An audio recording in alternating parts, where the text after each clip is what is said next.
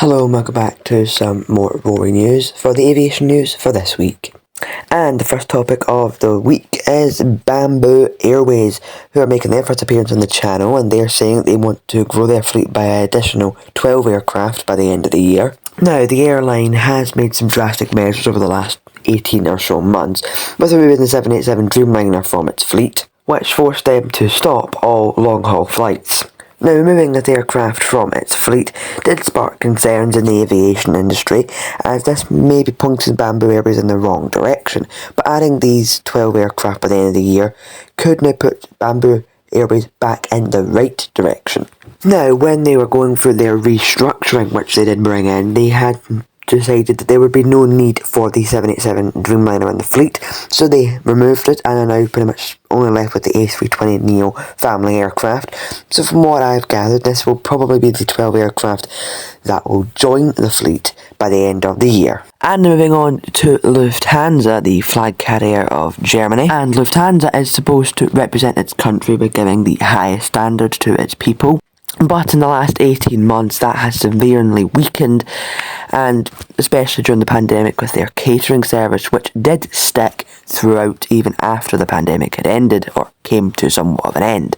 And the airline is now facing some problems, or to better say it, struggling. And this being with their revenue dropping, but they are not alone in terms of being a group, and more groups are also reporting some of this same problem. And Lufthansa is also working again to also prevent strike action, after we did see strike action at the other point throughout last year and a little bit of this year as well. And they're also being plagued with the problems of manufacturers, Boeing, not able to give the aircraft that Lufthansa want on time. So of course the airline would be facing money problems and financial problems, like as what we're seeing. So this is not entirely good news for Lufthansa.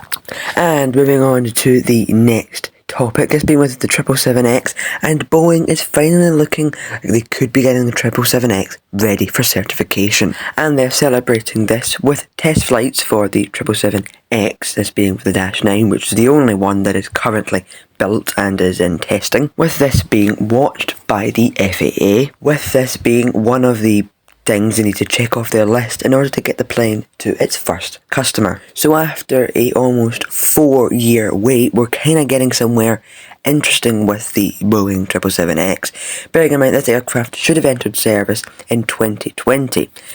But it's been constantly being pushed back to the latest one, I'm pretty sure, being in 2025 was its latest EIS, but that again could be pushed back. But with this development, it may look like this won't be the case. But also the problems that were faced with the Boeing company internally for this year in 2024 has also been one of the main factors, as with the 737 MAX, they have been pretty focused on that but also trying to be working towards getting the 777X certified, and it finally looks like they can work towards getting it certified and into service. So for when the aircraft is into service, they can maybe start making more deliveries and catching up and making their targets for their year. And now moving on to Delta Airlines, and Delta Airlines is saying that for the summer season they are forecasting a revenue loss, and the revenue loss expected is over at $100 million. And the reason for this substantial money loss is apparently due to the Olympics that are happening in Paris in just a matter of days. And Delta Airlines is also saying that they do not need to add service to Paris, as they feel like it is not needed. And also, like other airlines that we're seeing, where like Qantas are adding a service 4 times weekly to Perth to Paris, so for the Olympics, but it will go back down to 2 times weekly once the Olympic season is over. And also Delta is saying that because of the 10,000 so people that will be heading to Paris, a lot of people will be more or less wanting to avoid the location and connecting through another airport that Delta fly to in Europe, like London. And because of people also going here, the prices will pretty much skyrocket, so it's understandable to why Delta are reporting this quite substantial loss. So this is unfortunate news for Delta Airlines.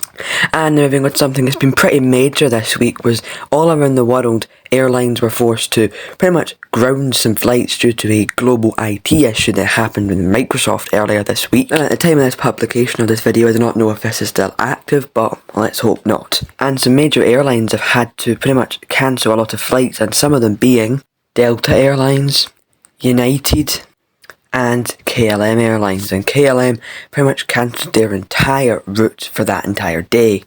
Now this has been affecting lots of airlines from America, India, Europe, all the way down to Australia with Jetstar and Qantas, them also announcing pretty significant delays, cancellations, so it's pretty much left passengers and the aviation industry in disarray, and they're trying to get this back up and running as quickly as possible so flights can resume as normal.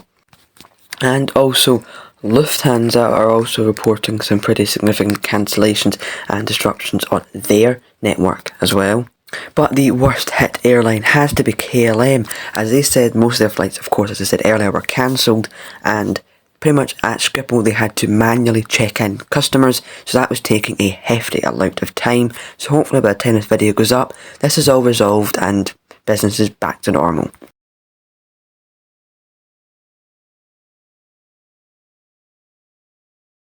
And moving on to Airbus, and Airbus have got some very exciting developments happening this week, as this week they have formally got their type certification by the AAIB, I'm pretty sure, which means now they can pretty much deliver Airbus A321XLRs. And this also doesn't come long after Iberia, the launch customer of the Airbus A321XLR, revealed their plane coming out of the paint shop.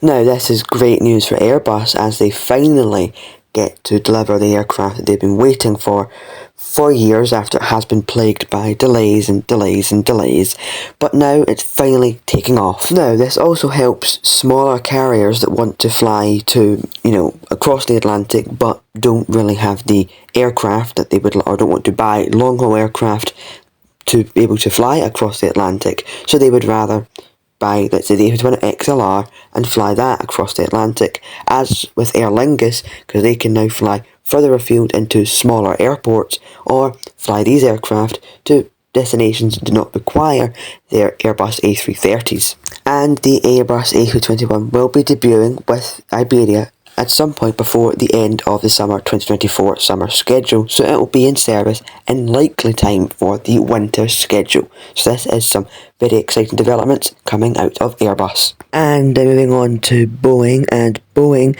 have now conducted their second FAA certification test flight, and the flight lasted around about 3 hours and 20 minutes, as this is looking promising for Boeing, with them conducting the second test flight to do with the certification of the plane. So this really does maybe shine a light onto good news for Boeing after they've had a pretty horrible start to the year and still are having a horrible year, but this may be able to shine a light and maybe brighten up Boeing's year.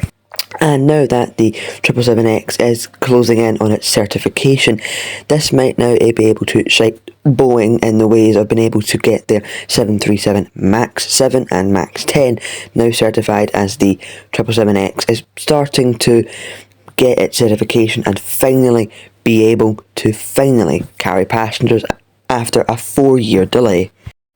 And like that ends the news for this week. So I hope you did enjoy, and I'll see you all in the next one. Bye.